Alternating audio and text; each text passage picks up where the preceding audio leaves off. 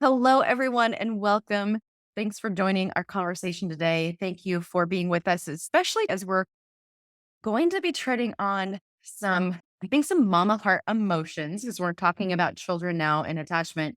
And I just want to validate all the mama hearts out there who really are in this maybe scared, worried, protective parts that come when you see your children being impacted in this situation around betrayal trauma or abuse and even or divorce, separation, all of these things that you all are dealing with. We all know that our children in some shape or form are being impacted. And how does this relate to attachment? How can we support our children and be that secure attachment? That's what we're talking about today.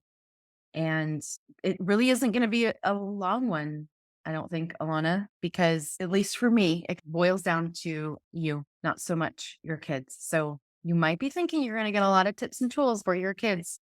But when we're talking about attachment, I think ultimately the message we've been giving over the last few weeks is this comes back to you and about you. I just had this random thought. Sorry, I might get us totally sidetracked, but I promise I'll try to bring it back around. But there is this woman on TikTok who had a video that went viral, and she was talking about as an adult, her adult son came to her and basically said, "Mom, you got to do some therapy or I'm not going to be around you anymore." And how it rocked her world. And so she went to therapy with this idea of, okay, you tell me how I can change my son's mind because I don't want to lose my son. And in therapy, she actually started to discover how much trauma she had and how her own trauma was impacting her ability to have a relationship with her son and for her to be a safe place for him to come to. And so now she has this platform where she speaks to other parents of her age and generation that say, go do your work. If your children are cutting you off, it is not because they want to be away from you per se, like at their root, they really do want relationships with their parent, but for whatever reason, they don't feel like they can. So go do your trauma work. And so as we're talking about attachment and we're talking about how do I have this safe, secure attachment with my child? It's not how do you attach to your child? It's how do you be a safe, secure person so your child can come attached to you? Bingo. You are the anchor, and you can't do that unless you do your work and you get to a place that you're okay. And it's okay if you're not there today, but that's what we're working towards. That is the goal. Yes, I love that. And just like we said in the very first episode talking about attachment, the goal is to become secure. The goal is to have a secure attachment. The goal is to become that for yourself first, so that if other people want to be in a relationship with you, you provide that foundation, that beautiful foundation of anchored roots already, not, oh, shoot, I'm flailing around and now let me anchor onto you. It has to start with you first in so many ways. We were talking about this before we hit record, Alana, but I think one of the things that I see, and I will just throw myself into this too, I don't escape this experience, but we as moms, I often see when there's the fear of losing your child, when there's fear of abandonment, when there's fear of more loss, like I've already lost this, I cannot bear to lose my children in this either. It can go two ways, but I often see it go to this boundaryless state Mm. where I'm afraid that if I implement rules, limits, or boundaries with my kids, then it will push them further away and I will lose them. And I cannot bear to lose one more person in my life. So, first, I want to validate how real that fear is. And also, I'll speak for myself. And sometimes when I see this with clients, underneath that is still an anxious attachment because I am trying to hustle and hold on and do, be, fix, solve in order to get this person to attach to me. And that ultimately does the opposite of what we're wanting. So, boundaries, when we talk about boundaries and we talk about limits, rules with kids and helping them mature, helping them stay safe to their external, it still ultimately starts with you being safe internal. And when you're parenting out of fear, out of worry, out of this sense of control, it's not going to be sustainable. You might notice that things work for a little bit, but in my experience, it's not sustainable. Won't hold on It very long. That's really good, and I think about this idea of we have to learn how to self-regulate, and when we can learn how to self-regulate, we're able to better recognize what emotions are coming up. And when we go through trauma, even if you were able to self-regulate before trauma, sometimes that can just send that into absolute turmoil. So, learning or figuring out how to emotionally regulate in the middle of crisis, in the middle of your trauma, is part of that foundational work. And that doesn't replace co-regulation. Co-regulation is still a beautiful, healthy thing that we can have with people around us, and we need that and we want that. But that learning how to truly self-regulate is not only a developmental skill that we get through life, but it's something often we have to relearn how to do in the middle of going through trauma. And when you talked about this acting out of the fear or worry, I see the definite over control, Yeah. uh, too many boundaries, or I see the under control of not enough. And either of those extremes, and I'll just say extremes in any way, too much love to where you're smothering your child or you're making them a surrogate partner is trauma on a child and will have long lasting negative consequences. If you put them as a surrogate spouse, or you're dumping all your emotional stuff on them, or you're not giving them room to individualize, Yeah. that's traumatic and will impact them. But if you emotionally neglect them and you're like, hey, you're on your own, I can't be there for you, so you figure it out. Either of those extremes are going to be really problematic. And so, learning again how to regulate that fear, that worry, you come to that center place, you get grounded and anchored, then allows you to navigate better how you can be that safe place and how you navigate for your child that balance. Yeah, I love that you're bringing that up. And I've experienced this in two different ways. Number one, in the relationship with my ex, but I noticed it most after I separated and we were going through the whole divorce thing, that when I was triggered by his behaviors, my ex's behaviors, when I was triggered, even when he was my husband in the relationship, I noticed that that response that I had, that fear, would then get put onto my children. So if I saw the slightest bit of similar behavior or attitude or demeanor in my child that I saw in my partner, I would lump them into one person, one category. And so I was now finding myself responding to my child with this fear that I had in my partnership. Does that make sense? And so that is one thing that I think is also really important when we're talking about attachment is to remember that when you are dealing with your child and you have experienced betrayal, trauma, and abuse, divorce with your partner, they are separate things. Mhm. Relationship with your partner is different than the relationship with your child. And the Different, attachment, different types of attachments. different types of attachment with partner versus child. So when Yeah. we're talking about secure in the last few episodes with partner, we are talking about a different type of security with child. And one of the ways that you can really be that secure place is to differentiate between the two. The behavior, we cannot lump them together. We did a whole series about this, children and pornography. But when you see your child struggling with pornography, masturbation, or some of the similar behaviors, same thing.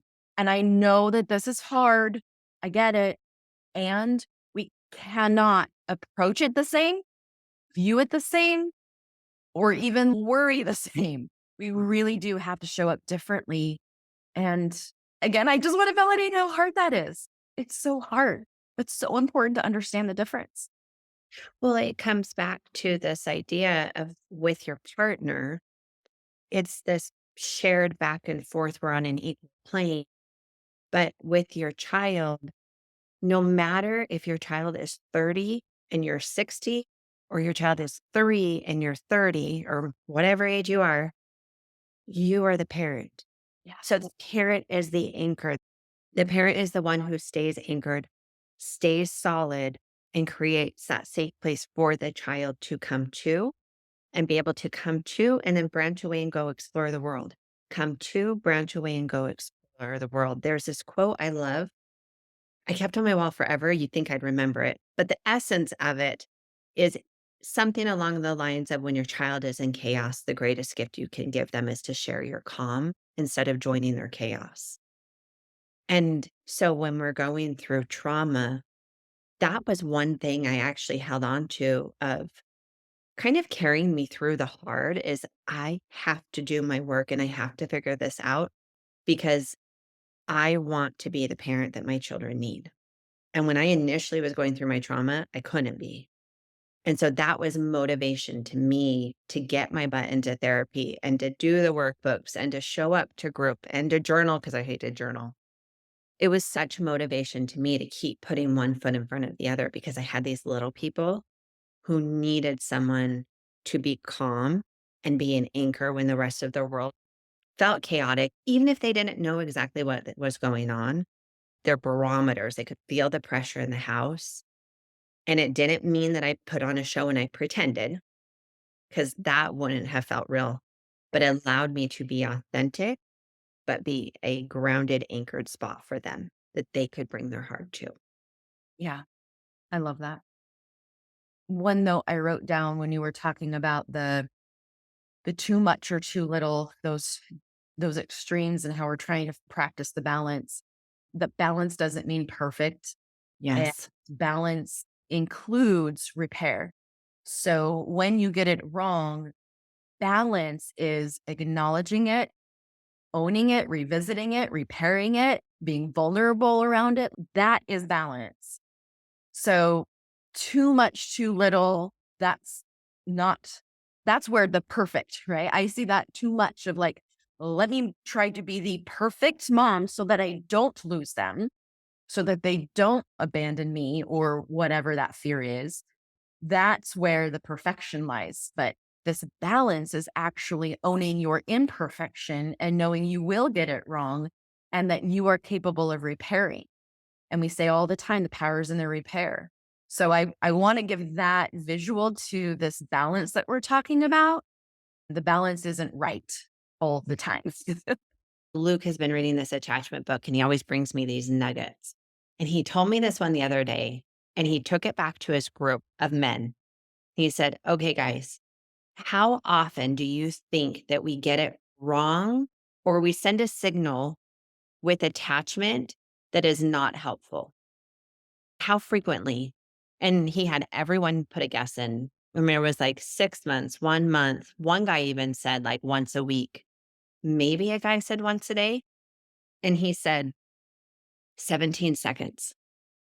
Every 17 seconds is what their research showed that there's some kind of signal that says that I left for a second. So it's not a matter of if, you will constantly have things come up where you're not going to be perfect or always completely engaged.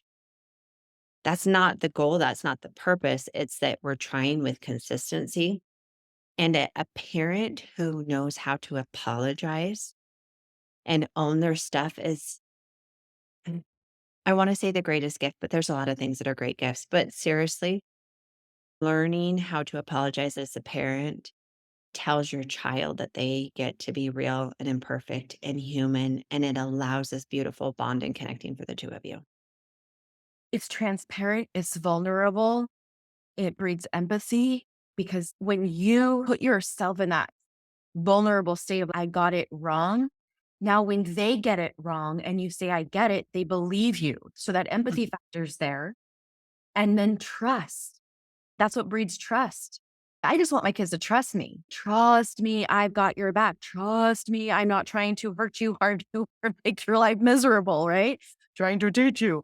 But if I'm approaching it from the too much, too little, I know all the things, or all the things, let you run with all of the decisions, like whatever that looks like, it doesn't breed trust. I was talking with a client, well, several clients about the vulnerability with kids and how hard it is for some of them to be vulnerable because they don't want their kids to see the emotion, because they don't want their kids to feel the responsibility of the emotion.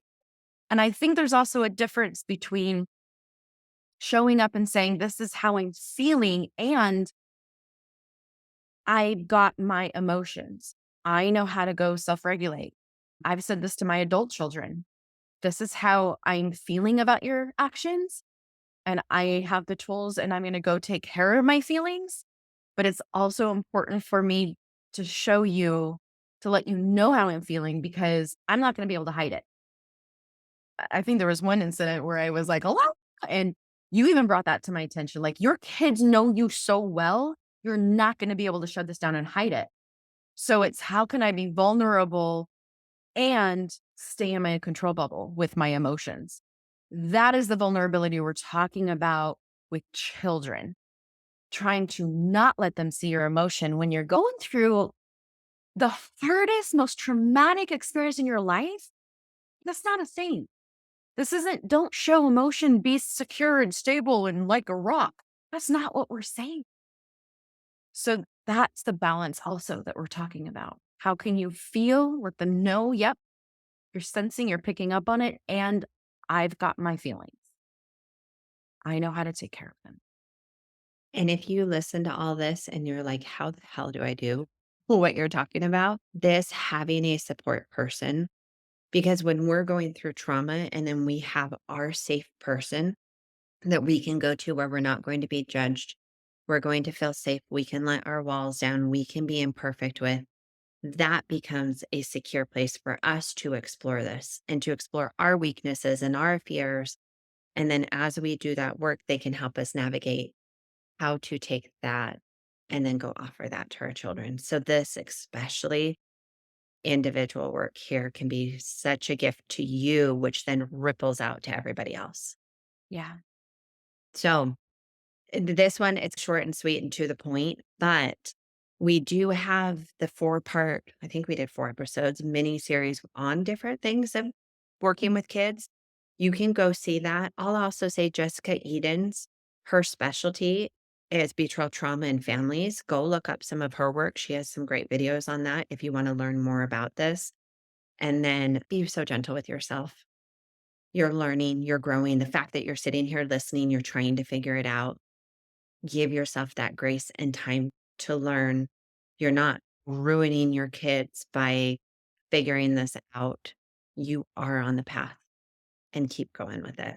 So, as always, thanks for hanging out with Amie and I, and we'll see you all next week. As we've been talking about today, healing is such an inside job, which makes sense when trauma is an inside job as well. Betrayal trauma often shatters your beliefs. It absolutely creates attachment injury in yourself, the beliefs that you have about yourself, the beliefs that you have about your children and their future as well. I didn't believe that I was capable enough, worthy enough, lovable enough, and I found myself worrying so much about their future. And for a while, I remember believing that because of all of this that was going on with parents, that their future was in a way ruined, damaged. One of the big shifts for me was believing something different, believing that no matter what happens externally in my children's life, internally they are capable, and I was capable of being their mother. It can be really easy to start believing things that feel so true in the moment. But the truth is, most of them are just thoughts. And this is where coaching helps you to rewire those thoughts, to think new things, to believe new things. Remember, a belief is just something that we thunk over and over and over again. It's practice. I want to help you practice thinking and believing something different that will help you start to move forward, thrive, and create that secure space for yourself and for your children. My coaching membership called Believing in You is available with both afternoon and evening sessions. You'll get weekly coaching. You'll get one-on-one coaching in between sessions. You'll get worksheets to help meet you where you're at and navigate all those different stuck points. Discount on brain spotting sessions with me as well, and so much more. Click the link in the show notes for more information and to get your spot, because I would love to help you continue to choosing to heal, choosing recovery, and of course, choosing you. Take care, everybody.